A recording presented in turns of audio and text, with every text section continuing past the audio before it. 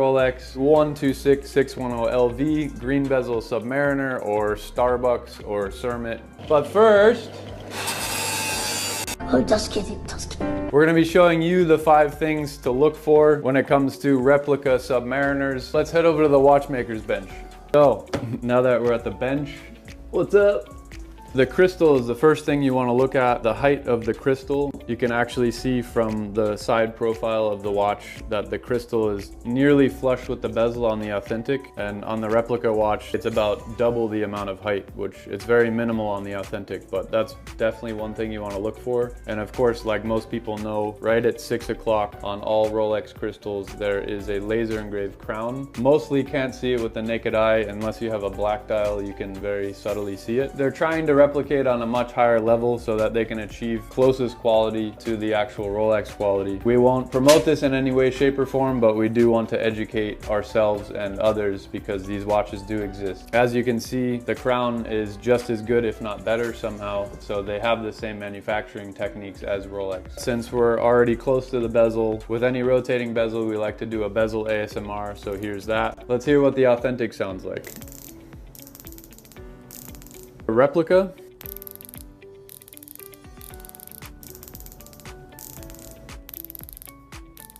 So even with the naked ear, you can hear that it's a higher frequency. Subtle differences in the way that the rotation of the bezel feels, but for the most part, I'd say 90% similar to the authentic. There are different factories that make these watches. This particular factory got the typeface wrong on the font of the date wheel. This area of the 3, you can see that there's a significant peak in this particular number 3. If you want to scroll to the 3, for example, and just look for that particular point, if it is coming from this particular factory, which I know has a very high quality and high quantity of watches. The third thing we want to look at is the rehaut. By the way, if you don't know what the rehaut is, it's the inner ring on the inside of the bezel. It has a crown at 12 o'clock. The word Rolex is repeated all the way until you get to 6 o'clock, which is where you have your serial numbers. The surface finish on the rehaut is extremely subtle. It helps to have a loop. In different refractions of light, you can see that Rolex is achieving a very specific surface finish on the rehaut, and I have yet to find a replica that is achieving that exact same surface finish. When the light reflects off of it, you'll see the letters more or less clearly than you would on replica. You can see that the authentic watch, the letters are perfectly in line with the minute indices, specifically this X right here on the replica. The X is not perfectly in line with this minute marker. You can investigate the other letters and you'll probably find that not all of them are perfectly centered to the minute indices.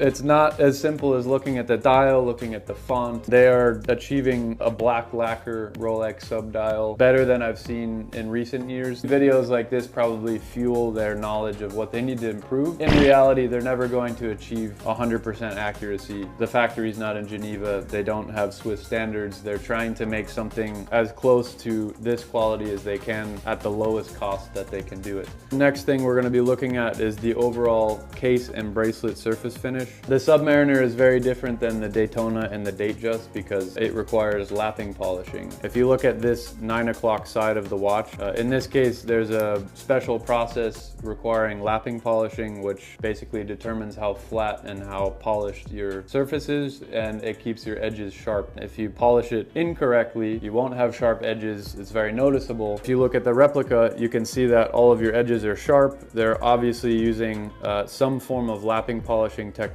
I would say the overall sharpness of these corners are 90 to 95% accurate to the authentic watch. You're looking at something that is extremely difficult to distinguish as fake just by looking at the external overall cosmetic of the watch. Their time and energy is very noticeable based on the outcome. There's one particular part that is on the clasp. The hook that's on the clasp is soldered. It's the only component that's soldered onto the clasp. If you look at where the hook attaches to the clasp, should be a flawless spot welding surface. Basically a series of points. It looks perfect, the distance between each point. And there's no discoloring because soldering requires a lot of heat. Stainless steel will change color and temper in different temperatures. Overall, you have your Rolex stamps, your Swiss made stamp. If you look under a microscope and you measure the height of the letters or the thickness of the letters, there will be microns difference between these things. From the standpoint of you going to a dealer and saying, hey, I'm interested in this watch, and having it in front of you, every watch is going to be different. I'm sure the font or the logo is totally jacked up on a different replica, but this particular watch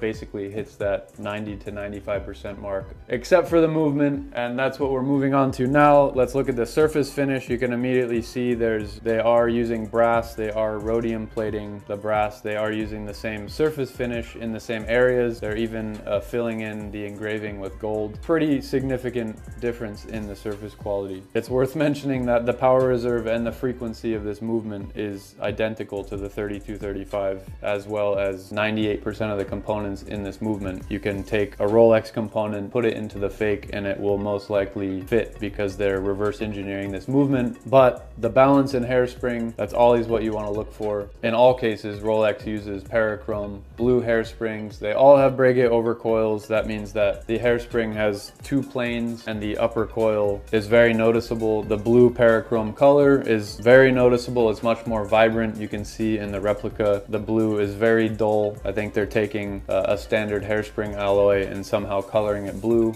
The hairspring is blue really as an homage to the steel blue hairsprings that they used to use in watches. Those are very vulnerable to temperature change, so recently in the last few decades they started using an alloy that is much less vulnerable to temperature change. What you want to look for are the inertia weights. This is a free sprung balance. Again, in the Daytona video we dive into a little bit more what that means. If you don't see weights on the balance, if you don't see that vibrant blue over coil hairspring, then you're not looking at Rolex components. Hopefully with those 5 things you've learned a little bit about maybe authentic Rolex, but definitely about this particular replica. One of the best that I've seen. There is a 116610 black bezel version. It's the previous reference that we'll be doing in a future video. I think that's the best that I've seen. Honestly, these watches on the street, in authorized dealers and boutiques, no one will be able to call these out based on the quality that they're achieving now. So if you want to be able to identify them, you really have to look for the details, and that's what we're trying to provide you with here. And of course, always check your box and papers. If you want to see more on that, you can